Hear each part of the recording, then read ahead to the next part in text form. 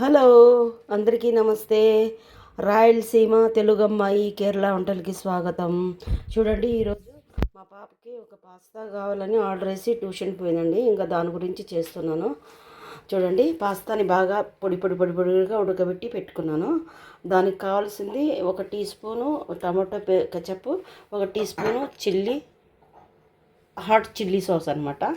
తర్వాత ఇవి వచ్చి ఉల్లిపాయలు, పచ్చిమిరపకాయలు, రెడ్ క్యాప్సికమ్, అలాగే వచ్చి ఎల్లో క్యాప్సికమ్, గ్రీన్ దొరకలేదండి.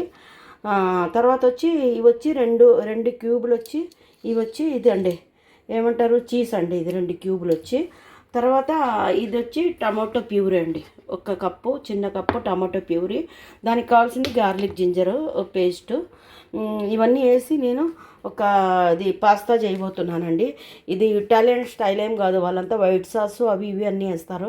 అవేం లేకుండా ఇంట్లో సింపుల్గా ఇవే చేసుకుంటున్నాము. ఎందుకంటే ఇక్కడ దుబాయ్లో పిల్లలకి ఎగ్జామ్ జరుగుతున్నాయి కదా. 1 డేస్ ఎగ్జామ్ అయితే 2 డేస్ 3 డేస్ ఇంట్లో ఉంటున్నారు. అన్ని ఆర్డర్లు వేస్తున్నారండి చేయమని. అందు గురించి చేస్తున్నాను, చూపిస్తానండి.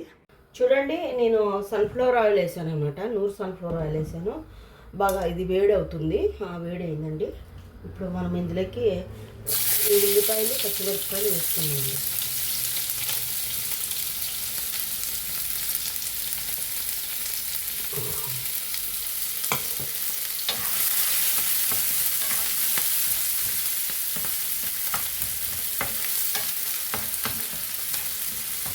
వేగిన తర్వాత గార్లిక్ జింజర్ పేస్ట్ వేసుకుందామండి. నేను చూపిస్తాను తర్వాత. చూడండి, 1 teaspoon garlic ginger paste వేసుకున్నాను ఇందులోకి. అలాగే ఇవి కూడా వేద్దామండి.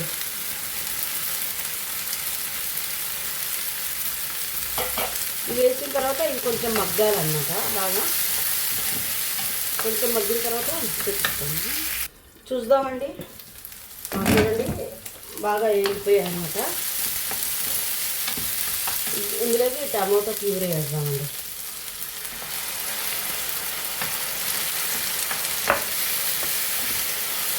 అలాగే ఉప్పు కొంచెం వేద్దామండి. నేను ఎప్పుడు ఉప్పు ఇలాగే చూపించేస్తాను కాబట్టి ఎక్కువ అవుతుంది అనమాట.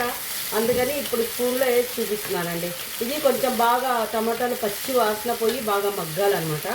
మగ్గిన తర్వాత చూపిస్తానండి. చూద్దామండి. బాగా మగ్గిపోయినాయి. బాగా మగ్గాలన్నమాట, లేకపోతే టమాటాది పచ్చి వాసన వస్తుంది, బాగుండదు అనమాట. ఇది బాగా మగ్గాల. మనం ఇందులోకి నేను చెప్పినట్టుగానే 1 టీ స్పూను టమాటా కెచప్ అండి.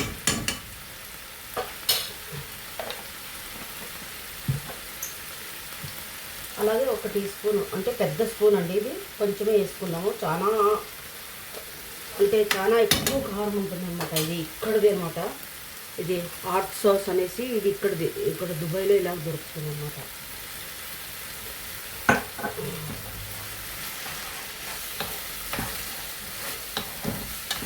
ఇది కూడా బాగా వేగాలండి. ఇది కూడా పచ్చి వాసన పోవాలన్నమాట. చూడండి, బాగా ఇమిరిపోయినాయి. చూసారా? ఇప్పుడు పాస్తా వేద్దామండి ఇందులోకి.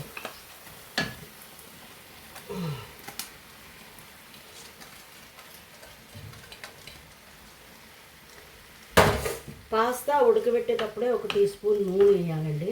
ఉప్పు నూనె వేస్తే అంటుకోదన్నమాట. ఇదంతా కలిపి చూపిస్తానండి. చూద్దామండి. చూడండి, బాగా డ్రై అయింది. అయిందండి.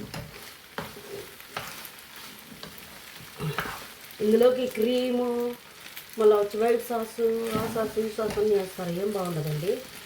అంటే వేసుకుంటే వాళ్ళు వేసుకుంటారు. అలా తినాలనుకుంటే హెల్త్కి మంచిది కాదు. ఇలా చేసుకుంటే ఓకే. దీంట్లోకి నేను చీజ్ ఇలాగ తుంచి వేస్తున్నానండి. చీజ్ లేదా ఇలాగ తుంచి వేస్తే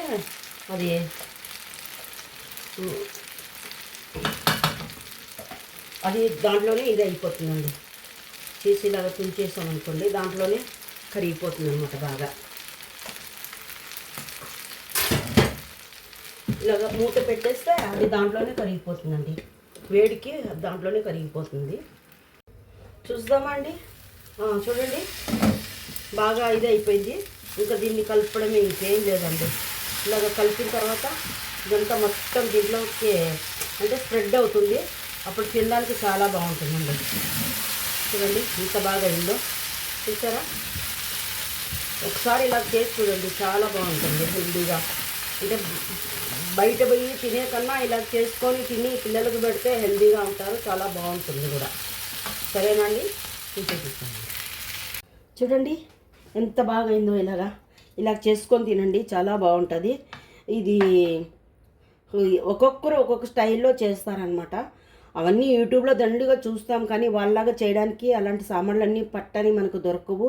దొరికినా కూడా హెల్తీ కాదనమాట. అందుకని అలాగేం చేయలేదు, ఇలాగ చేశానండి సింపుల్గా. పిల్లలకి ఊరికే అంటే కంప్లైంట్ ఇవ్వకుండా, అమ్మ ఏం చేయవు అని కంప్లైంట్ ఇవ్వకుండా ఇలా చేస్తే బాగుంటుందండి.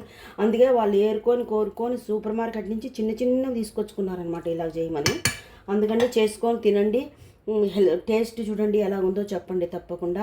రాయలసీమ ఆంధ్ర అమ్మాయి కేరళ వంటలకి ఇది లైక్ చేయండి, తప్పకుండా సబ్స్క్రైబ్ చేయండి. సరేనండి, మీరు రాయలసీమ తెలుగు అమ్మాయి అండి, లైక్ చేయండి ప్లీజ్.